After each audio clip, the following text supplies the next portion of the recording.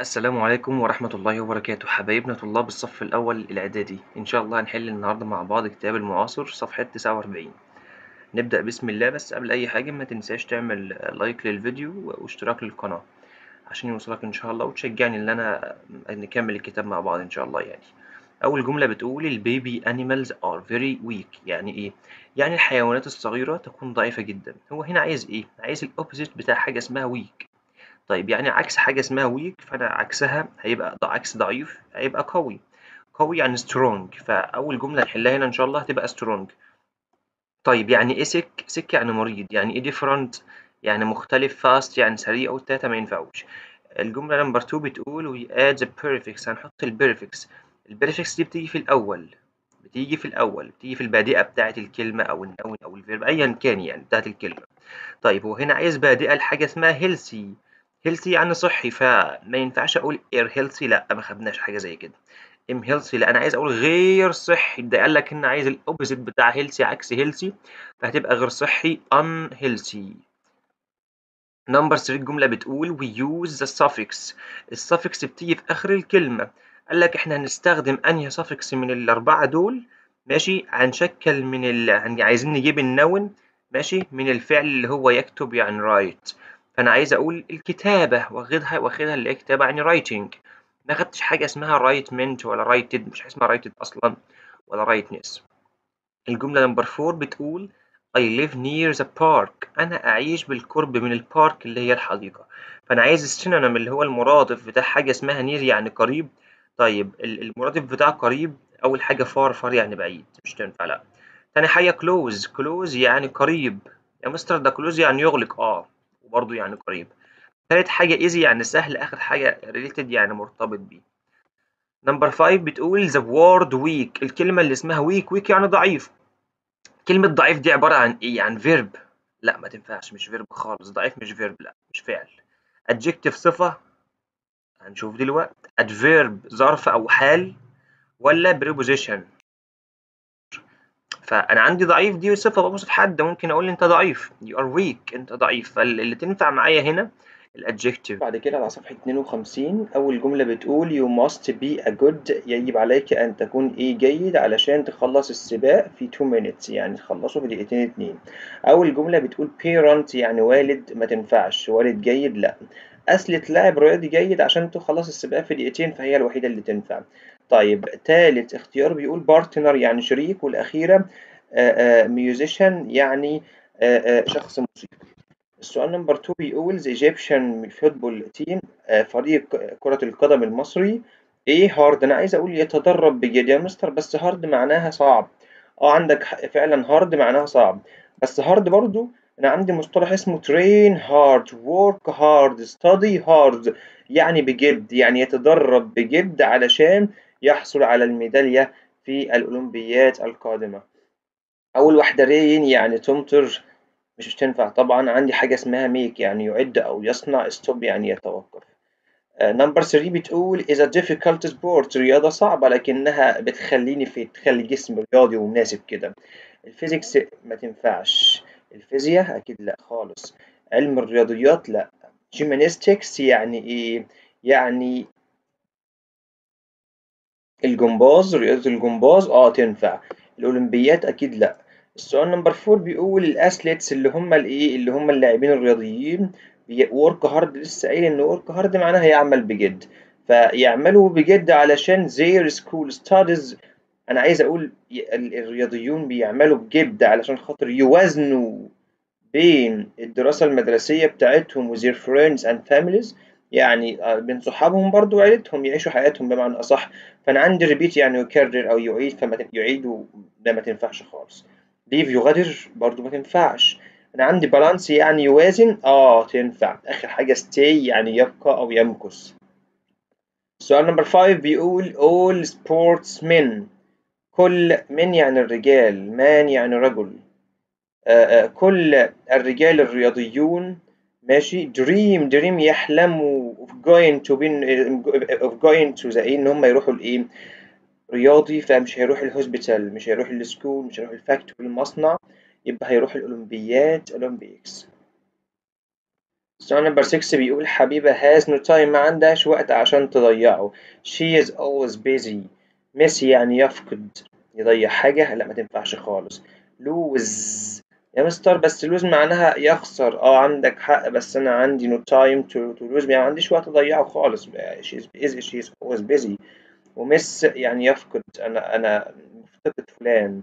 آخر واحدة خالص catch يعني يلحق أو يصطاد أو يمسك بيه. السؤال نمبر 7 بيقول our science teacher، مدرس العلوم بتاعنا made some، عمل لنا بعض الإيه علشان يخلي الليسن يعني الدرس easier، جاية من easy سهل، عشان يخلي الدرس أسهل. فأول حاجة عمل لنا رسم بياني، الدرس رسم بياني أكيد. السؤال نمبر 6 بيقول بي دي جرامات نويز يعني ضوضاء في أوضة الطعام.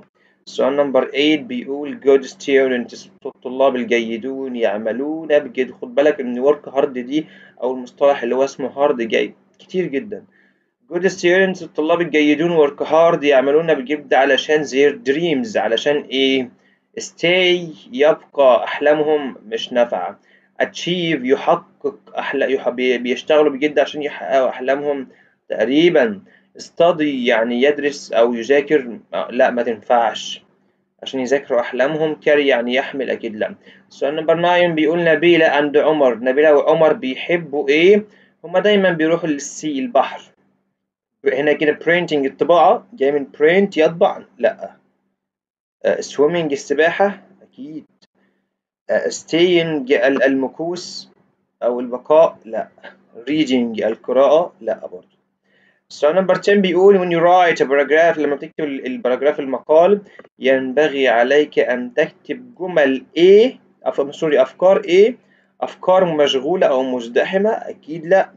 related أفكار متصلة ببعضها، مرتبطة ببعضها، تقريبا تنفع. هنشوف دلوقتي. weak يعني ضعيف، أفكار ضعيفة. أفكار difficult صعبة، لا الوحيدة صعبة ما تنفعش، الوحيدة اللي تنفع أفكار متصلة ببعضها. the policeman رجل الشرطة، ضابط الشرطة. asked me سألني، طلب مني اللي أنا أعطيله الإيه. خد بالك إن ask هنا معناها يسأل أو يطلب على حسب معنى الجملة. فضابط الشرطة طلب مني اللي أنا أديله الإيه عن اللص ستيف اللي أنا شفته I saw في الماضي. طلب مني اللي هي اديله سؤال عن اللص، ما تنفعش. حلم عن اللص، اكيد لا. طيب طلب مني اللي انا اعطيله عن اللص description يعني الوصف، مواصفاته البالانس يعني وزن، اكيد لا. السؤال رقم 12 بيقول how long will you، how long يعني كام المدة. will you ايه انت في مصر، كام المدة انت ايه في مصر، قال لك 3 اسابيع، يبقى كام المدة انا هحمل اشيل حاجة، لا.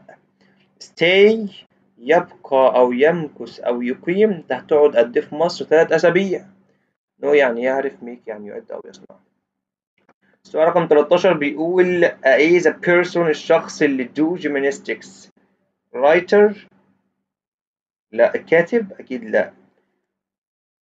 gymnast جاية منها أهي. الكاستمر الزبون، tourist اللي هو السايح. السؤال رقم 14 بيقول، والمناسبة دي اسمها لاعب الجمباز. السؤال رقم 14 بيقول means spend، means يعني تعني، معناها ايه spending قضاء a lot of time الكثير من الوقت doing things بتعمل أشياء، تقعد وقت كتير تعمل أشياء. فأنت كده شخص ايه؟ شخص بورد ممل، أكيد لا. شخص lazy كسول، شخص weak ضعيف، ولا شخص مشغول busy. وخد بالك busy معناها لا معنيين، أول معنى مشغول وفعلا ده المعنى اللي مشي وركب معانا في الجملة. المعنى التاني مزدحم فمش هينفع معانا في الجملة. حبيبة ترين يا مستر، بس ترين يا مستر يعني قطار، حبيبة قطار، لا حبيبة تتدرب. يتدرب يعني ترين خدناها. أنا عايز أقول يتدرب لمدة، فهنا آت ما تنفعش، ده آت بتيجي مع الساعات ومع قصة كبيرة في قاعدة في تالتة إعدادي هناخدها إن شاء الله. طيب ترين بيجي بقى، أنا عايز أقول لمدة هتبقى 4 5 or 6 hours daily يعني يوميا. تتدرب من 5 ل6 ساعات يوميا، أو يعني آخر حاجة هنا كده الماثيماتكس علم الرياضيات إيه as school subject، أنا عايز أقول هو يكون مادة دراسية. R هو مش جامع، ده علم واحد، الرياضيات مفرد بيعامل معاملة المفرد، فهتبقى is. يلا بينا ندخل على صفحة 56.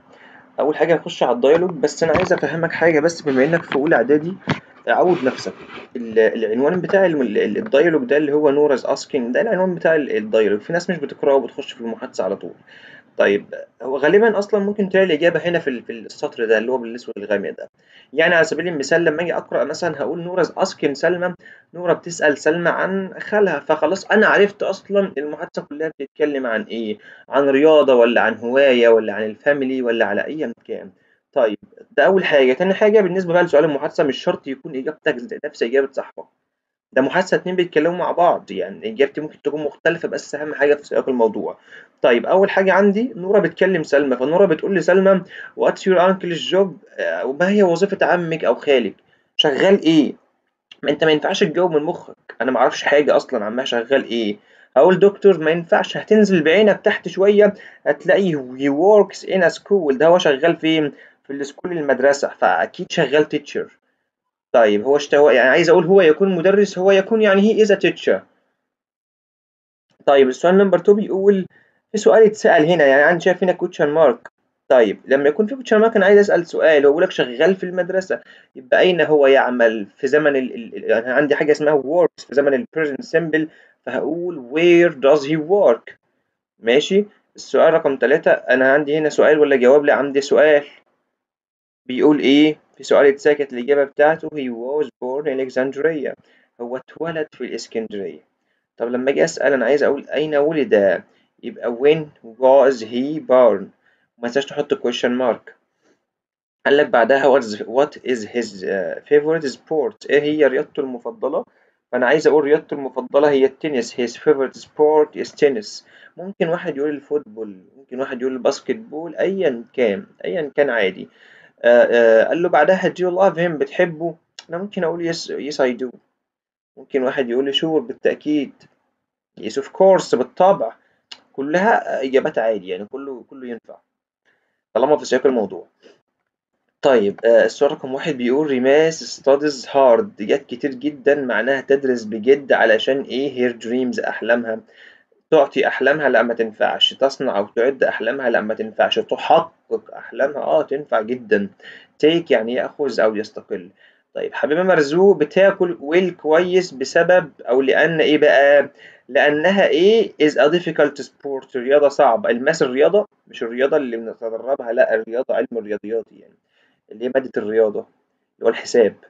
الفيزيكس الفيزياء، ولا لاعب رياضي ولا لعبة الجمباز؟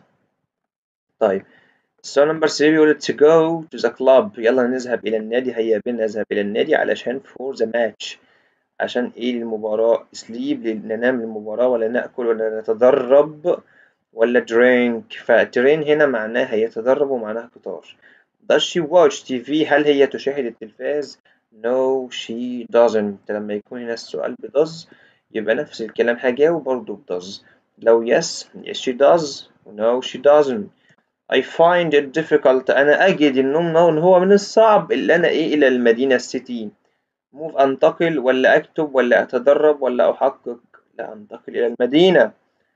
السؤال نمبر 6 بيقول حبيبة is a great athlete، لاعبة رياضية عظيمة. حبيبة تكون لاعبة رياضية عظيمة، والجملة خلصت وفي هنا الفول ستوب. ركز بقى عشان القاعدة دي صعبة على الناس كتير جدا. أنا شايف هنا الفول ستوب يبقى الجملة خلصت. طيب أنا محتاج هنا إيه؟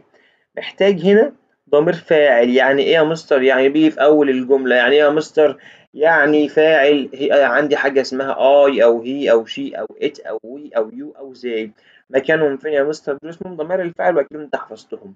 طيب مكانهم فين؟ قال لك مكانهم في اول الجمله يا مستر، بس اول الجمله عند حبيب، ده اسمه اول السطر، ماليش دعوه باول السطر، ليه دعوه باول الجمله اللي قدامك ده كده. انا عايز هنا ضمير فاعل. قال لك ضمير الفاعل هير. هير يا باشا بيجي بعدها اسم. طيب her family، لو أنا حطيت here هنا هتبقى عائلتها؟ لأ، أنا عايز أقول هي تعيش في القاهرة، ده اسمه ضمير الفاعل أهو بيجي في أول الجملة. hers يا باشا معناها ملكها، وغالبا ومش أكيد غالبا بتيجي في آخر الجملة. she is معناها هي تكون. السؤال نمبر 7 بيقول حبيبة is a top، أنا عايز أقول لاعبة رياضية توب في أفريقيا، في أفريقيا، فهتبقى جيمينست. السؤال نمبر 8 بيقول أنا بحب الماس مادة الرياضيات، ايه اللي انا اكون انجينير يعني مهندس. انا عايز اقول هنا ايه، عايز اقول حلمي او حلمي اللي انا اكون مهندس. فاول حاجة خالص دريم يعني يحلم او حلم تنفع. هوبي هوايتي، ده هوايتي حاجة بعملها، حاجة كده مش اساسية بس حاجة بحب اعملها، بحب اقرا، بحب اكتب، بحب اسبح. البارت يعني حفلة، وماتش يعني مباراة. السؤال رقم 9 بيقول هاو اوفن، كم مرة انت سبورتس بتاخد يا ولاد دو سبورت يا مستر؟ هو تشغيل دماغ غير؟ لا، هو انا عندي مصطلح بحل عليه على طول. بلان يعني خطة او يخطط، دايف يعني يغطس، ميك يعني يصنع او يعد. tourists يعني tourists السياح. often in hotels في الفنادق القريبة من نهر النيل في القاهرة. achieve يحققوا ولا يبقوا أو يمكثوا، يقعدوا يعني هم في أجازتهم في مصر أو زيارتهم لمصر. answer يعني يجيب، balance يعني يوازن. أول سؤال هنا أنا عندي حاجة اسمها which يعني أي حقيبة. is this قال لك it's جانا is لأنها ملك جانا، فأنا عايز أقول لمن الملكية. فلمن الملكية يا ولاد يعني whose. السؤال نمبر 2 بيقول she is 18 and live in Cairo with her family. فأنا عندي she أصلا هي دي مفرد.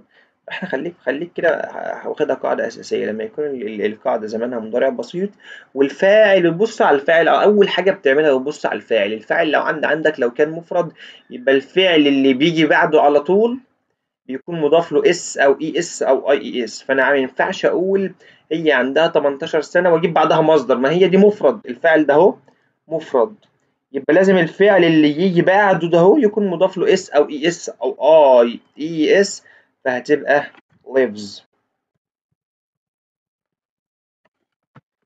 نمبر 3 بيقول علم الرياضيات. السؤال ده كان في الصفحة اللي قبل دي على طول. علم أو متكرر كتير، فاحنا هنركز عليه ونعمل عليه فوكس ونثبته في مخنا، ما ينفعش ننساه أبدا. بنعامله معاملة المفرد فهتكون is. سوري. آخر حاجة what your هنا كده your telephone number. هفكرك بس بحاجة كده، لما أحب أقول لواحد ما اسمك هل بقول له what do your name ولا بقول له what's your name؟ what's your name خدها بقى قاعدة كده وعشان أفهمها لك. عندك حاجة اسمها do لازم يجي بعدها الفعل في المصدر. هل حضرتك شايف فعل أصلا في الجملة؟ مش فيها فعل خالص، فهنشيل دول نحطها في جنب كده، ما تنفعش، مش عايزينك خالص. احنا عايزين هنا كده، قال لك خد القاعده ثبتها في مخك، لما تلاقي عندك فعل في المصدر يبقى دو ضاف في زمن المضارع البسيط. يا مستر انا ما عنديش فعل في المصدر، يبقى حضرتك هتتجه لحاجه اسمها ام واز وار. طيب رقم التليفون ده مفرد، فاحنا هنقول ايه؟ هنقول از، يبقى واتس يور تليفون نمبر.